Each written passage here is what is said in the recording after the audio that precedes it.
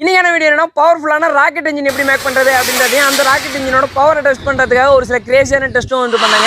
என்னென்ன அப்படின்றத வாங்க வீடியோவில் பார்க்கலாம். ஃபர்ஸ்ட் பார்த்தீங்கன்னா பொட்டாசியம் நைட்ரேட். இது எல்லா உரக்கடையிலுமே கிடைக்கும் அப்படின்னு சொல்லுவாங்க. ஆனால் அதிகம் வந்து கிடைக்காது.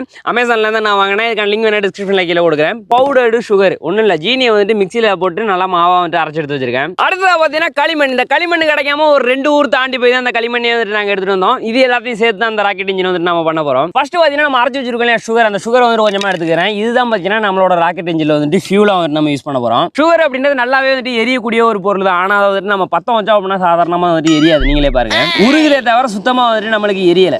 அடுத்து வந்து பொட்டாசியம் நைட்ரேட். இதுல வந்து கொஞ்சமா எடுத்துக்கிறேன். இதை நம்ம பத்த வச்சோம் அப்படின்னாலும் இதுவுமே நம்மளுக்கு எரியாது. சுகர் வந்து பார்த்தீங்கன்னா எரியக்கூடிய பொருள். பொட்டாசியம் நைட்ரேட் வந்து பார்த்தீங்கன்னா நம்மளுக்கு தேவையான ஆக்சிஜன் வந்துட்டு கொடுக்கும். இது ரெண்டுத்தையும் நம்ம வந்து ஒன்னா வந்துட்டு மிக்ஸ் பண்ணிடலாம். இப்போ இதை நம்ம இப்போ பத்த வைக்கலாம் என்ன நடக்குது அப்படின்றத பாருங்க. புரிஞ்சு பிவிசி பைப் வந்து கட் பண்ணி எடுத்து வச்சிருக்கேன். அதாவது பார்த்தீங்கன்னா ஒரு 10 சென்டிமீட்டர் நீளம் இருக்க மாதிரி கட் பண்ணி எடுத்திருக்கேன். இந்த சுகர் இந்த பொட்டாசியம் நைட்ரேட் ரெண்டுத்தையும் என்ன அளவில் எடுக்கிறது அப்படின்றத நம்ம இப்போ பார்க்கலாம். சுகர் இருக்கு இல்லையா, சுகர்ல வந்து ஒரு 30% நம்ம எடுத்துக்கலாம். அதாவது பார்த்தீங்கன்னா ஒரு கை இந்த சுகர் எடுத்துருக்கேன் இல்லையா, அதே போல பொட்டாசியம் நைட்ரேட் ஒரு 3 கை வந்துட்டு போட்டுக்கிறேன். அதாவது பார்த்தீங்கன்னா ஒரு 70% நம்மளுக்கு பொட்டாசியம் நைட்ரேட் தேவை. இதை நம்ம இப்போ நல்லா வந்து மிக்ஸ் பண்ணிடலாம். ஃபர்ஸ்ட் என்ன பண்ணோம்னா இந்த பிவிசி பைப்புக்குள்ளார நம்ம களிமண் எடுத்து வச்சிருக்கோம், அந்த களிமண்ணை வந்து உள்ளார போட்டுடலாம். அடுத்து அந்த பிவிசி பைப்புக்குள்ளார கரெக்டாக உள்ளார போகிற அளவுக்கு ஒரு மர குச்சி வந்து எடுத்து வச்சிருக்கேன், நல்லா காஞ்ச குச்சா. இதை வச்சு நம்ம அடிச்சிடலாம். இந்த பார்த்தீங்களா, இந்த பக்கம் நல்லா வந்து க்ளோஸ் ஆகிடுச்சு இல்லையா. இந்த மாதிரி நல்லா களிமண்ணாக இருந்தால் தான் இந்த மாதிரி நல்லா வந்து க்ளோஸ் ஆகும். பிவிசி பைப்பில் எவ்வளோத்துக்கு களிமண் வச்சிருக்கேன் அப்படின்றத வந்துட்டு காமிக்கிற பாருங்க. இப்போ அடுத்த நம்மளோட ஃபியூல் எடுத்து உள்ளார போட்டு நம்ம திருப்பி அதே போல் அடிச்சுக்கலாம்.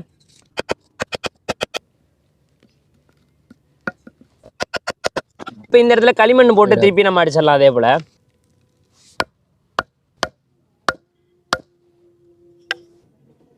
இப்போ நம்ம பண்ண வேண்டியது என்ன அப்படின்னு கேட்டிங்கன்னா, ஒரு 7 mm ஒரு ட்ரில் பிட் ஒன்று எடுத்து வச்சிருக்கேன். இந்த ட்ரில் பிட்டை வச்சுட்டு என்ன பண்ணோம்னா, மேலே நம்ம களிமண் வச்சுருக்கோம் இல்லையா, அதோட கரெக்டான சென்டர் பாயிண்டில் வச்சுட்டு மேலே இருக்கக்கூடிய இந்த களிமண் எல்லாத்தையும் சுற்றி வந்துட்டு இப்படி எடுத்துடணும்.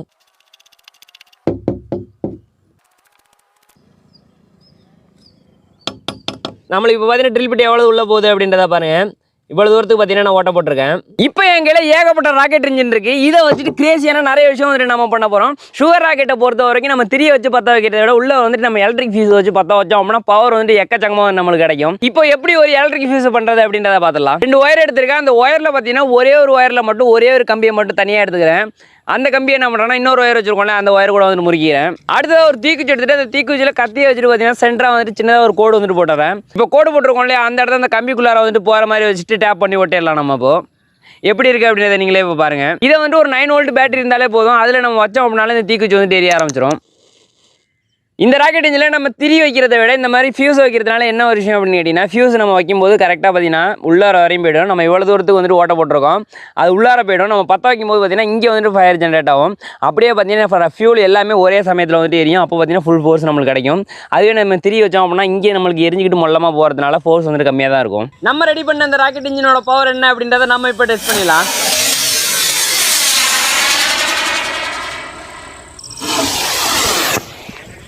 Oh no!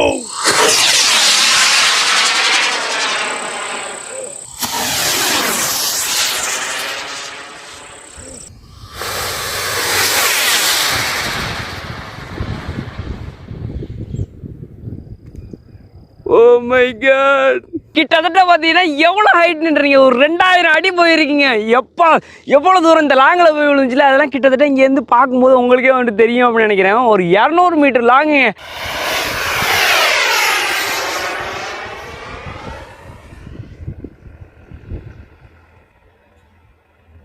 ஓகே ஃப்ரெண்ட்ஸ், நம்மளோட கிரேசியான டெஸ்ட் பண்ணுறதுக்கான செட்டப் பார்த்தீங்கன்னா நீங்கள் பார்க்குறீங்களா, இதுதான் என்ன பண்ணியிருக்கோம் அப்படின்ட்டு வந்துட்டு சொல்கிறேன். ஒரு 2 இன்ச் ஸ்கொயர் டியூப் வந்துட்டு எடுத்திருக்கோம், ஒரு 20 அடி நீளத்துக்கு. அந்த ஸ்கொயர் டியூப்பில் சென்டரில் பார்த்தீங்கன்னா நீட்டுக்கு வந்துட்டு காடி மாதிரி வந்துட்டு வெட்டி வந்துட்டு எடுத்திருக்கோம். அடுத்தது என்ன பண்ண போகிறோம் அப்படின்னு கேட்டீங்கன்னா, இந்த இருக்குது பார்த்தீங்களா, இதுதான். இது என்ன அப்படின்னு கேட்டிங்கன்னா சாப்பர் கத்தி. செம பவர்ஃபுல்லாக இருக்கும். இந்த கத்தியை பற்றி உங்களுக்கே வந்துட்டு தெரியும். அந்த கத்தியை வந்துட்டு ஒரு பைப்புக்கு மேலே வச்சு வெல்டு பண்ணியிருக்கோம். கத்தியில் இந்த இடத்துல கேப் இருக்கு இல்லையா, அதில் என்ன பண்ண போகிறோம்னா நம்மளோட அந்த ராக்கெட் இன்ஜின் இருக்கு இல்லையா, அதை வந்துட்டு ஃபிக்ஸ் பண்ணிடலாம். ஓகேவா, இப்போ இந்த ராக்கெட்டோட பவர் என்னங்கிறது தெரியும், அதே போல் அந்த கத்தியோட பவர் என்னங்கிறது உங்களுக்கு தெரியும். இதை என்ன பண்ண போகிறோம் அப்படின்னு கேட்டிங்கன்னா, அந்த ஸ்கொயர் டியூப் இருக்கு இல்லையா, அது உள்ளார வந்துட்டு இப்படி வச்சுட்டு இதை வந்துட்டு நம்ம பற்ற வைக்க போகிறோம். பற்ற வச்சோன்னே என்ன நடக்கும் அப்படின்னு கேட்டிங்கன்னா, அந்த கத்தி அப்படியே எப்போ ஃபாஸ்ட்டாக போயிட்டே இருக்கும். இந்த கத்தி அப்படியே இந்த ஸ்கொயர் டியூப்லேயே ட்ராவல் ஆகி இப்படி போயிட்டு இருக்கும். இப்படி போகிறது நம்மளுக்கு பிரச்சனை இல்லை. இது வர்ற வழியிலேயே இந்த ஸ்கொயர் டியூப்புக்கு மேலே வந்து பார்த்தீங்கன்னா ஏகப்பட்ட விஷயத்தை வந்துட்டு நம்ம வச்சு டெஸ்ட் பண்ண போகிறோம். அது எல்லாத்தையும் சக் சக் சக் சக்னு கட் பண்ணிட்டே வந்துட்டு போகுது. ஃபர்ஸ்ட் நம்மளோட டெஸ்ட்டுக்கு சுரக்காய் வந்து வைக்க போகிறோம். சுரக்காய் என்ன பண்ணுறேன் அப்படின்னா இந்த ட்ரேவில் வந்து இப்படி வச்சிடறேன். கட் பண்ணிட்டு போகுது அப்படின்றத செக் பண்ணிடலாம்.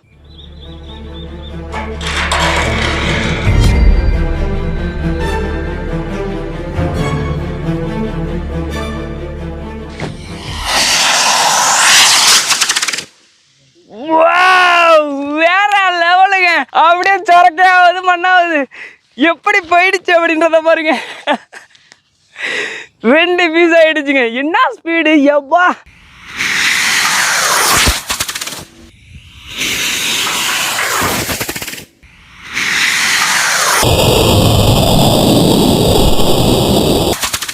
அடுத்ததா இன்னொரு சொரக்காய் இருக்கு. இது என்ன பண்றோம் அப்படின்னா இந்த வாக்கில் இப்படி வைப்போம். இதை இப்படி கட் பண்ணிட்டு போதா ரெண்டா அப்படின்றத பார்க்கலாம்.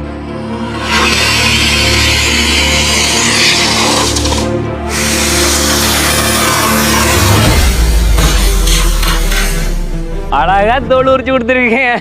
அடுத்ததா 7-அப்பும் மிரண்டாவும் எடுத்து வச்சிருக்கேன். மொத்தமா 3 டின்னு வச்சிருக்கேன். இதை நம்ம கட் பண்ணிட்டு போதா அப்படின்றத செக் பண்ணலாம்.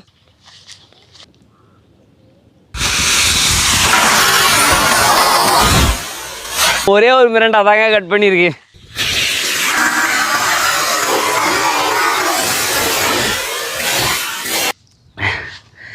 பாக்கி 2மே பார்த்தீங்கன்னா இது அடித்த உடனே அது வந்துட்டு மிஸ் ஆகிடுச்சு. கொஞ்சம் கலக்க வந்துட்டு வச்சு பார்க்கலாம்.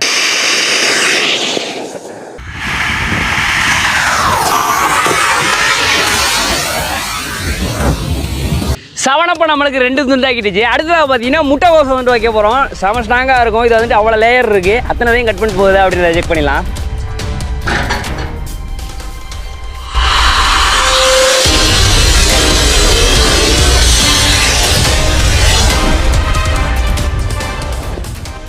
ஓ மை காட், முட்டைக்கோசுக்குள்ள அப்படியே பாதி பூந்துருச்சுங்க. நான் அப்படி சீவிட்டு போயிடும் அப்படின்னு நினச்சேன். ஆனால் அது வந்துட்டு நடக்கலைங்க.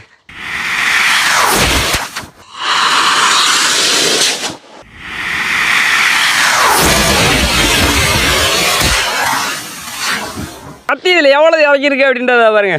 இவ்வளோ தூரத்துக்கு பார்த்தீங்கன்னா கத்தி போயிடுச்சு. இன்னும் கொஞ்சம் போயிடுச்சுன்னா 2 இருந்திருக்கும். ஆனால் அது நடக்காமல் போயிடுச்சுங்க. முட்டைக்கோசு நம்மளுக்கு என்ன வெயிட் அதே பார்த்தீங்கன்னா தள்ளிட்டு போயிடுச்சு. அடுத்ததாக பார்த்தீங்கன்னா நம்மளுக்கு வாழைப்பழம் இருக்குது. இதை வந்துட்டு என்ன பண்ணுறோம்னா ஒன்று ஒன்றா வந்துட்டு அப்படியே அடுக்கிறோம் அந்த ட்ரேவுக்கு மேலே. அப்படியே கட் பண்ணிட்டு போகுது அப்படின்றத பார்க்கலாம்.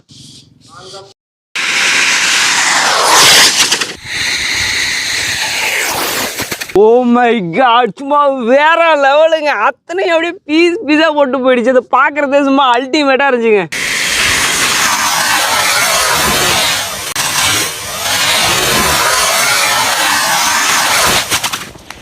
ஓகே ஃப்ரெண்ட்ஸ், வீடியோ பிடிச்சிருந்தா வீடியோக்கு மறக்காம ஒரு லைக் கொடுத்துருங்க. இந்த வீடியோவில் எந்த பாட்டு உங்களுக்கு ரொம்ப பிடிச்சிருந்துச்சு அப்படின்றத மறக்காம கமெண்ட்ல சொல்லிடுங்க. ராக்கெட் வந்துட்டு செம்ம ஹைட்டாக போனதா இல்லைனா கட் பண்ணிட்டு போனதில் எது வந்துட்டு உங்களுக்கு பிடிச்சிருந்துச்சு அப்படின்றத மறக்காம கமெண்ட்ல சொல்லிடுங்க.